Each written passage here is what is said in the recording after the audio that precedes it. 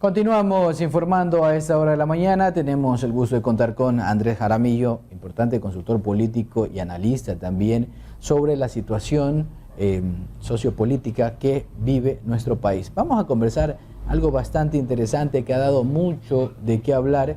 Es esta nueva Asamblea Nacional, realmente donde hay ciertos matices que nos deja con algo de preocupación a los ciudadanos. ¿Cómo estás, Andrés? Buenos días. Buenos días, muchísimas gracias por la invitación y siempre un gusto estar acá presente. Andrés, empecemos por el tema de la conformación de esta mayoría, entre comillas, bastante débil a mi criterio, que se ha conformado por Pachacútec y Creo, independientes. ¿Cuál es tu criterio al respecto? Débil, pero además muy coyuntural, porque recordemos que el acuerdo es para elegir autoridades, no necesariamente alrededor de una agenda legislativa, que es realmente lo que esperaríamos los ecuatorianos. Es decir, que nos digan qué leyes van a promover y además qué van a fiscalizar y hacer control político. La única alianza, la única alianza que existe real es entre Izquierda Democrática y Pachacútec, que se tomaron el tiempo de sentarse desde mucho antes para poder definir efectivamente una ruta legislativa. Todo lo demás es coyuntural. Exactamente, y es allí donde nace la preocupación. O sea, hay una alianza para elegir autoridades, es una alianza momentánea, pero no es la alianza que deberían realizar los partidos políticos, que es allí donde indicas claramente que debería ser legislativa. A tu criterio, ¿cuál fue la ruptura o cuál fue el punto de quiebre para que el Partido Social Cristiano y Creo no pudieran ir por el mismo sendero, teniendo en cuenta que son de ideologías parecidas, en este caso de centro derecha? ¿Qué pasó allí? Pasó lo que generalmente ocurre con quienes quieren abarcar demasiado. Es decir, el Partido Social Cristiano prácticamente quería hacerse de todo. No solo en la Asamblea, también en territorio. Recordemos que incluso aquí en Santo Domingo muchos de los representantes del Partido Social Cristiano estaban ya enviando ternas, pese a que hay una prohibición en la ley de que se gestionen cargos públicos, estaban enviando ternas. ¿Para qué? Para participar de cuotas de poder. ¿Qué es lo que se logra con esta ruptura? De alguna manera, por un lado, aislar al Partido Social Cristiano, aislar de alguna forma a UNES, pero además y sobre todas las cosas, tener la libertad. Creo hoy tiene la libertad en las diferentes provincias de poder nominar a las mejores autoridades para las instituciones públicas y no a quien le toca por un acuerdo legislativo o político. Andrés, pero a corto mediano plazo no le va a tocar al gobierno sentarse a conversar y a trabajar con estas bancadas que ahora están relegadas, tanto como UNES como el Partido Social Cristiano, más UNES, porque son 49 asambleístas. Por supuesto, y precisamente ahí se va a ver la capacidad estadista que pueda o no tener el presidente de la República, en el sentido en que puede enviar leyes a las cuales ninguna de las bancadas se pueda oponer. Un ejemplo, la reducción del IVA. Absolutamente ninguna de las bancadas se ha manifestado en contra de reducir el IVA y el impacto que eso podría generar para el Ecuador. Otro tema importante, se ha dicho que se van a entregar créditos a los nuevos emprendimientos para precisamente reactivar la economía. ¿Quién se puede oponer, aunque sea con una o con otra ideología, a este tipo de propuestas? Entonces Guillermo Lasso tiene que ser muy hábil para poder en este periodo, en estos primeros 100 días de gobierno, precisamente enviar leyes a las cuales las bancadas no puedan oponerse a costa del capital político, de que si lo hacen representará con sus mandantes. Vamos ahora con el tema de la conformación de comisiones, que es bastante importante también, y donde veo que no hay representatividad de la provincia en algunas comisiones interesantes.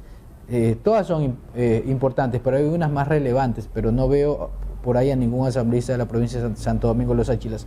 ¿Cómo es el proceso de conformar estas comisiones en el legislativo? Creo que pagaron una factura muy alta a los asambleístas de Santo Domingo, que es de alguna manera el reflejo de su inexperiencia política, de una falta de estrategia legislativa, porque no es lo mismo moverse en un parlamento que hacer una campaña electoral. Y sobre todo creo yo que también hubo exceso de confianza, en el sentido en que vimos alrededor del país una confianza extrema en la segunda vuelta electoral que le pasó una factura a la unidad relacionada con la Revolución Ciudadana. Y estamos viendo eso ahora. Básicamente los han ubicado en comisiones que, como tú bien mencionas, en esta coyuntura no son estratégicas. Estamos hablando de transparencia, estamos hablando de garantías constitucionales y derechos humanos, hablamos también de la protección de la niñez y adolescencia, cuando ya hay un código de la niñez y adolescencia, y también estamos hablando de biodiversidad, que si bien para los temas que trabajan son relevantes, pero en esta coyuntura que es netamente económica, laboral, política, van a estar afuera. Prácticamente los han dejado aislados. El tema de salud también. Andrés, ¿cómo está el panorama en el tema de las comisiones? También allí se lograron los votos con las justas ayer, ¿no? 70 votos para que pase la moción de Pachacutic, hubieron hasta llantos y realmente son situaciones que solamente se ven en nuestro país y que nos dan matices de que esta asamblea va a estar bastante friccionada y no va a ser muy diferente a la que, a la que concluyó hace poco. Y además recordemos lo que nos dice la Constitución frente a eso. El presidente de la República eventualmente tendría la competencia de disolver la Asamblea Nacional si de forma reiterada se opone al Plan de Desarrollo Nacional. Entonces, ojo con eso, porque lo único que está haciendo la Asamblea en este momento es abonando el camino para que ese escenario en algún momento pueda darse. Confiemos en que no, confiemos en que los asambleístas van a ser responsables y van a hacer lo que no han hecho en estos días, es decir, sentarse no por un interés particular, sino representar realmente a quienes votaron por ellos. Están las comisiones ya conformadas. ¿Qué tiempo o cómo es el proceso dentro de cada comisión para elegir presidente y vicepresidente para que empiecen a trabajar? Luego del 24 de mayo, que será la posesión oficial del presidente de la República, que estará acompañado de su nuevo gabinete, lo que procede es que la persona que lidera la lista que fue aprobada de comisiones es la persona que tiene la capacidad de convocar a la sesión. Una vez instalada la sesión, lo que cabe es la designación de las autoridades, presidente y vicepresidente, quienes a su vez tienen que designar al equipo técnico de cada comisión para ya efectivamente comenzar el trabajo. ¿Qué es lo primero que deben hacer? Ubicar todas las leyes que están pendientes de tratamiento, porque hay una deuda bastante grande que existen de leyes que no se lograron procesar en las diferentes comisiones. Una vez que se igualen con esas leyes, también deben conocer las nuevas iniciativas que seguramente comenzarán a llegar. Andrés, pero en algunas comisiones ya llegaron a acuerdos para presidir. Por ejemplo, el tema económico está el hijo de Álvaro Noboa, no me acuerdo el nombre, Daniel, si no me equivoco, Daniel Noboa, y vicepresidente está Vilma Andrade. Algunas comisiones ya están definidas. Por supuesto, lo que generalmente ocurre es que quien lidera la lista y quien está segundo de la que se aprueba en el Pleno, generalmente es el presidente y el vicepresidente. Digo generalmente porque no existe una normativa que obligue a que eso efectivamente ocurra.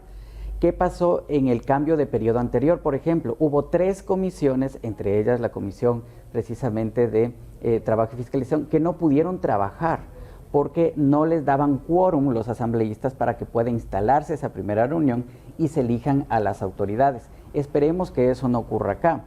Sería desastroso que eventualmente el segundo paso que dé la Asamblea vaya en ese sentido. Fue muy bochornoso ver que las primeras declaraciones de los asambleístas fueron que será una asamblea diferente, que recuperarán la confianza, que recuperarán esa fe, que modificarán esa percepción negativa que existe alrededor de la asamblea. Pero 3 doritos después, ¿qué fue lo que vimos? Conflicto, falta de acuerdos, y no se lanzaron los ceniceros porque no hay ceniceros ya en la asamblea. Así es, realmente estos días de la nueva asamblea ha dejado mucho que desear. ¿Cómo analizas tú en contexto la elección de la presidenta Guadalupe Llori del movimiento Pachacutic, siendo una tendencia totalmente diferente al gobierno del presidente Guillermo Lasso? Es sorpresiva sin duda porque días antes de la elección lo que se esperaba es que precisamente sea el Partido Social Cristiano quien asuma la presidencia de la Asamblea Nacional. No obstante, es consecuente con el mandato ciudadano. Es decir, las personas, los ecuatorianos que fueron a las urnas votaron principalmente por una tendencia de centro a la izquierda, que de alguna forma se ve reflejado en la Asamblea Nacional y que garantiza el contrapeso de poderes que es necesario en una democracia. Entonces es importante que una fuerza política haya llegado a ese espacio. No obstante, la responsabilidad de Pachacutic es operar, es gestionar el poder, no en función de sus intereses o de su agenda, porque ya no están representando solamente el movimiento indígena ni solamente a los líderes de esa tierra, están representando a todos los ecuatorianos. Andrés, la agenda que se debe ejecutar en nuestro país debe ser la agenda propuesta por el gobierno nacional, en este caso el presidente electo Guillermo Lasso, o debe ser una agenda en conjunto con el Poder Legislativo, que también tienen sus posturas, ¿no? En materia laboral, en el tema ambiental y un sinnúmero de situaciones. Tiene que de alguna manera velar por los grandes intereses que en este momento los ecuatorianos tienen. Está muy relacionado con las necesidades de salud y de empleo. Recordemos que 8 de cada 10 ecuatorianos no tienen un empleo pleno. ¿Qué quiere decir eso? Que no les pagan lo que tienen que pagarles, que no les reconocen seguro social o que no cumplen con todos los derechos de un trabajo. Son 8 de cada 10 ecuatorianos. De alguna manera nos hemos olvidado de la crisis en estos días por el fervor que hay alrededor de la elección, de la posesión, de la asamblea, pero el 25 de mayo nuevamente vamos a ver y vamos a sentir y vamos a palpar esa necesidad que existe en el Ecuador de que haya empleo, de que haya seguridad. Si el gobierno y la asamblea no logran responder a esas demandas, es muy probable que el país no pueda encauzarse y que tengamos crisis y tengamos una situación mucho más complicada de la que estamos viviendo ahora. Andrés, aprovechando que te tenemos aquí y tú como conocedor del tema sociopolítico de nuestro país, ¿cómo analizas el gabinete conformado por el presidente electo Guillermo Lasso? Yo hacía observaciones que, si bien es cierto, hay personas que sí tienen conocimiento y han sido exitosos en el sector privado y en el sector público, pero hay muchas personas que han sido exitosos en el sector privado y que ahora por primera vez van a conocer lo que es el sector público y son cosas y realidades totalmente diferentes. ¿Cómo analizas los perfiles que se han podido conocer hasta ahora? Absolutamente, yo coincido contigo. La realidad privada es muy diferente a la realidad pública, pero es importante destacar que en términos generales, el nuevo gabinete de Guillermo Lasso es positivo en el sentido en que primero vincula experiencia con juventud. Por otro lado, rompe con este paradigma patriarcal que existía para conformar los gabinetes. Pero además ha hecho una reivindicación del aspecto técnico, porque vemos gente que está preparada para cada cargo, pero también ético. Uno de sus primeros decretos, precisamente, que se esperan el 24 de mayo, va a ser un código de ética para el Ejecutivo, para su gabinete, para que todo el mundo tenga los límites de hasta dónde puede actuar. Esto no quiere decir que sea un cheque en blanco. Me preocupa, por ejemplo, la designación del Ministerio de Finanzas, que es básicamente un representante de los multilaterales en momentos en que precisamente dependemos de los multilaterales. Lo que vimos con la última rendición de cuentas alrededor de los gastos que se han hecho en el país, vemos que el mayor porcentaje del dinero que recibe el país se ha ido para pagar la deuda externa, no necesariamente para invertir en la crisis, para fomentar empleo o cumplir con todas estas propagandas que ustedes nos han acostumbrado a ver en las cadenas nacionales del presidente. De lo que se esperaría es que se mantenga esta lógica, lo cual es preocupante. Así es que hay que estar muy pendiente de lo que pase, particularmente en la cartera de Economía y Finanzas. Y para llevar mi última inquietud, y me parece bastante interesante lo que comentaste, Andrés, es que el presidente puede tener todas las mejores intenciones de trabajar en el tema social. May Montaño está en el MIES, es una referente de ese tipo de trabajo. Y hay un sinnúmero de necesidades en los diferentes ministerios y esto a su vez recae en las diferentes direcciones del territorio que necesita inversión. Pero si el ministro de Economía y Finanzas está por otro baile, la situación no va a caminar por ningún lado y es por eso importante ver cuál es el accionar, si está él conectado a lo que quiere el presidente. Pues efectivamente, yo creo que uno de los pasos fundamentales que tiene que hacer el gobierno es renegociar las condiciones del acuerdo con los multilaterales en general, no solamente con el Fondo Monetario, porque recordemos que también tenemos dinero y recursos que entraron de otros multilaterales. Entonces, renegociar para que precisamente se generen las condiciones para que en el primer año, al menos en el primer año, las carteras del Frente Social tengan los recursos necesarios para enfrentar la crisis. Muy bien, muchas gracias Andrés Jaramillo, consultor político. Siempre es importante tenerte acá en nuestro medio de comunicación para conocer también de primera mano de las personas que saben del tema cómo está la situación política de nuestro país.